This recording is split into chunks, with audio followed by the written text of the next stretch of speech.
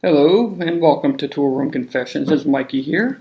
I was just going over the United States Department of Transportation National Highway Traffic Safety Administration website, and what I have in front of me is the official documentation that talks about the Harbor Freight jack stand recall. And it goes over the recall that we are all very well aware of. But what really surprised me, if you scroll down a little bit more here, you can see it also talks about the recall for the replacement stands. We've been talking about this for quite a while, and now they've deemed these stands unsafe for use. Did we cause this? What'd you do? Did I do that?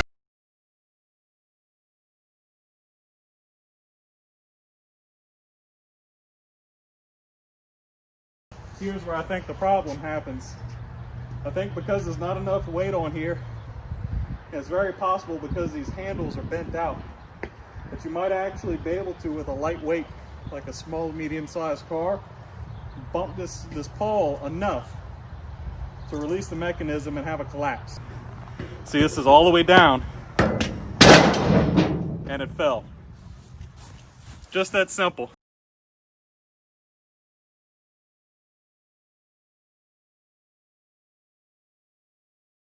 Look at how tiny the actual pawl here is. And it's almost as if the casting is undershot. And also there's evidence that the pawl is only riding the outside edge and not actually fully engaging on the front. Look at that pawl. Do you see that that pawl is not square in that hole? You see that this side is actually leading this side. So the actual place it's only really making hard contact with is this side. Yet again, another casting failure. Ready? So probably right around a 16th, and it falls. And this would be most deadly on a light vehicle.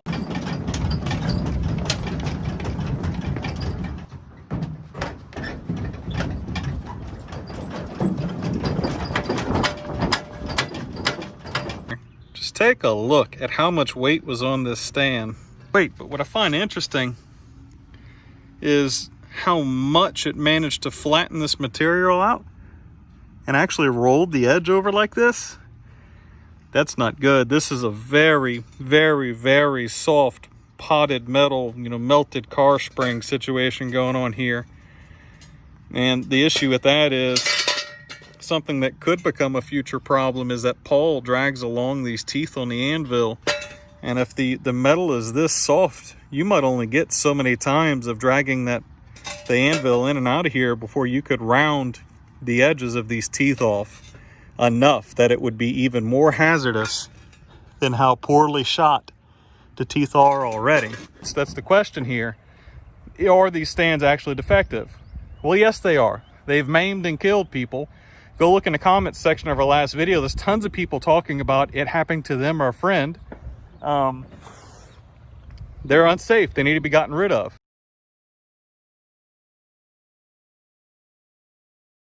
Well, I've got them peened over, but isn't it a crying shame that, see, this is a really tough, durable coating Harbor Freight had on these old stands. No damage when bent over. Meanwhile, the new stands, the paint is garbage. Like, this is gonna fall off and rust away in no time flat. This seam right here, as you can see, is open on this end, but welded on the inside. Can we see this?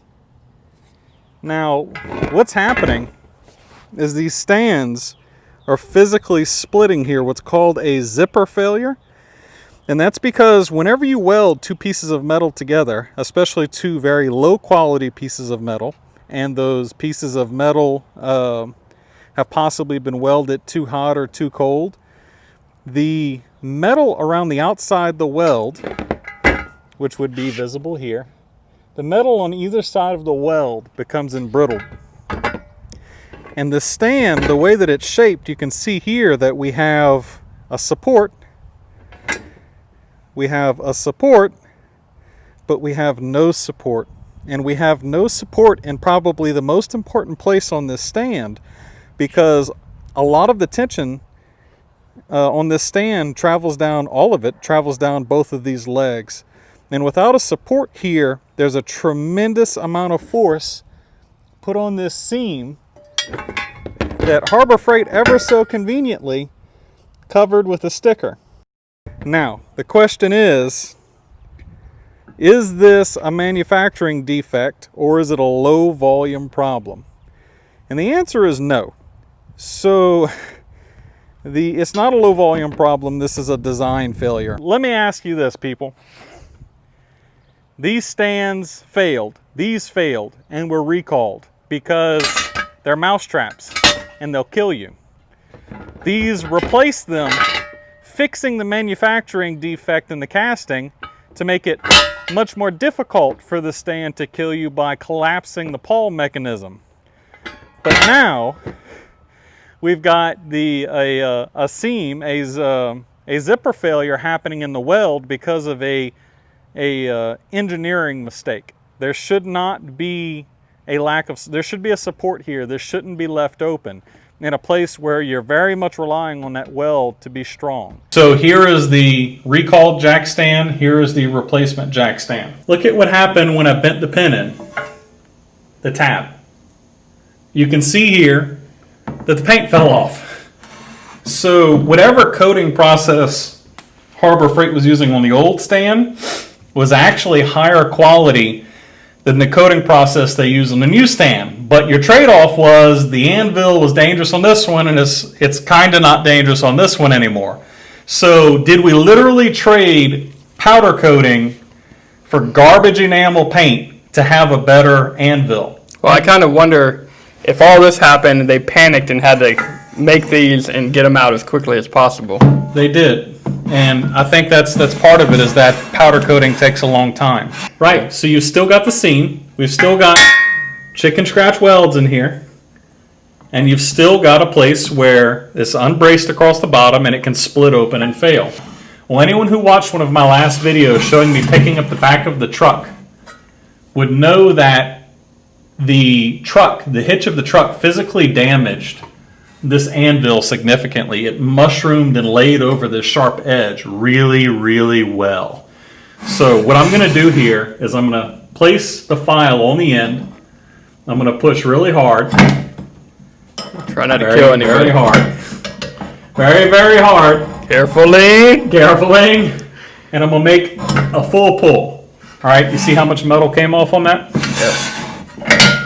And this one's got some paint, so let's at least knock the paint off of it, otherwise we're going to spoil this test. So I'm again going to drag this very hard across the front of it. Now, what do you notice immediately between these two? Immediately? This one looks bigger. That one looks bigger. Mm-hmm. Right. So here's what's happened here, and I'd have to put this back on the hitch of the truck to see if it would mushroom this as much.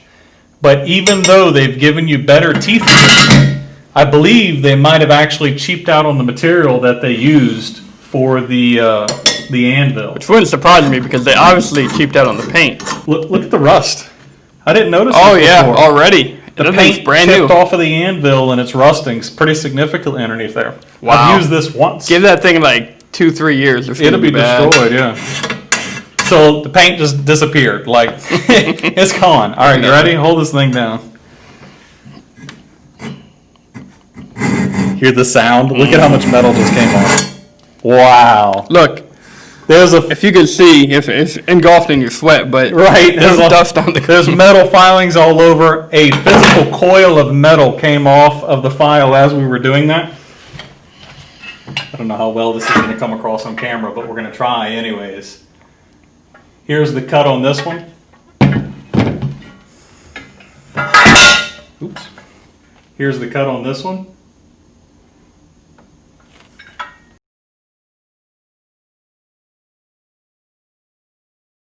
There's a little bit of bowing inwards on the two outer legs.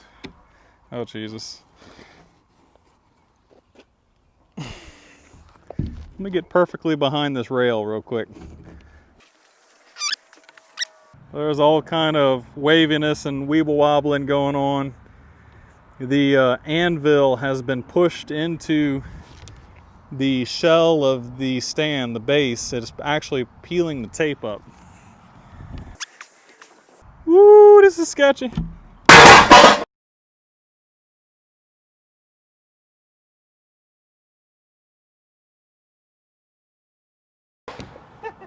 Wow. What the hell happened? It collapsed, didn't it? It did it. Yeah, that was cool. Holy cow, it's ruined. Oh, look, it pushed. Look, this was peened in. The pin got forced out, so that's thing one. Can you get that to lift? Nope. It's completely bound up, isn't it? Oh, there it goes. Nope. It's stuck in there.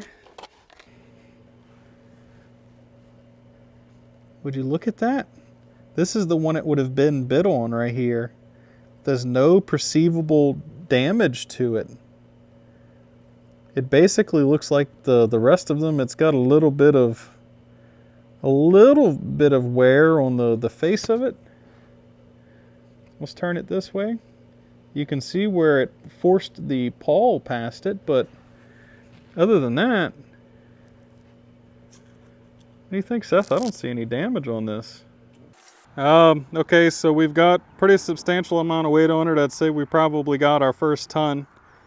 No movement, though. I can tell you this much, it does already appear to be as if it's possible the seam where the weld is has begun to stretch open. I feel like I can see daylight down there. Yeah, there's some deformation at the weld. Base is for sure pushed really, really hard. I don't know if y'all can see this on camera. I'm not going to get too close to this, but just like the other Harbor Freight, the anvil is rocked very hard and backwards inside of it. And the tape is starting to peel up. I almost feel like we might see the same failure. Oh yeah, the legs are starting to bend. It's not good when it got that much easier. Oh gosh, look at the legs go. See the deformation in those legs? Yeah, I definitely can see it. It's pretty epic.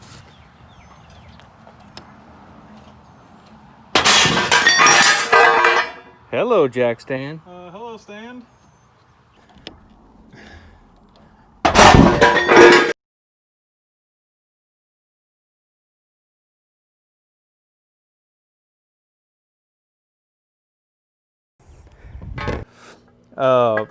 This thing did not go to the stress level we brought the other stand to, right, Seth? You'd agree?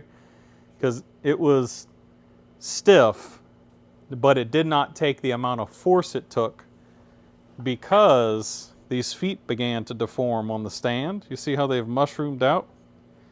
The feet mushroomed out. We don't appear to have had any failure of the weld. This one actually has really nice welds compared to the one in the defect picture that we saw from Mike on Instagram.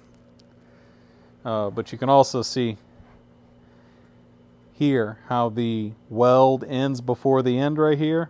Boy, that's actually not great. Oh wow, I can't believe we didn't notice that, Seth. The anvil broke. Oh yeah. Oh wow. So yeah, that's why it's bent so sharply. The anvil has failed. Give that a stomp, Seth. See if that'll finish. Yep. Oh, well, now we can see through it. For all you metal gurus out there, explain this failure. I know there's guys out there that do this for a living. It is very jagged. It almost seems like porosity was an issue here of some sort, like it was too powdered. Where the break began to occur, it's very cratered. I want to thank all of our viewers, and I want to thank everybody out there on the internet who posted about these jack stands. That way we could expose this product for what it was.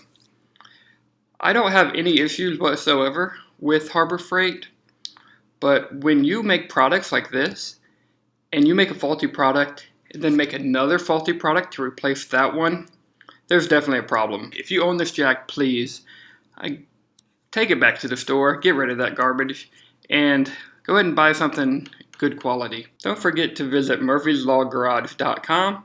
We have a lot of great stuff on there. You can scroll through and watch all of our videos. We have it broken down by category. And if you're interested in buying some quality jacks, on the very top of our website, you'll see a link to usjack.com. And you can go there and use promo code MLG15OFF if you want to save 15% off. We appreciate you. Have a great day.